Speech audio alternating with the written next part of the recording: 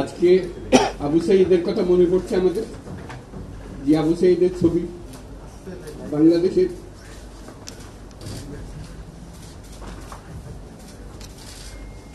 প্রতিটি মানুষের মনে গেঁথে আছে, এটা কেউ বলতে পারবে না। কি অবিশ্বাস্য একটা সাহসী যুবক, বন্দুকের সামনে দাঁড়িয়ে আছে, এবং তারপরে থেকে কোন যুবক কোন যুবতী আর হার মানে সামনে গিয়ে আছে এবং বলছে যত গুলি মারো মারতে পারো, আমরা আছি।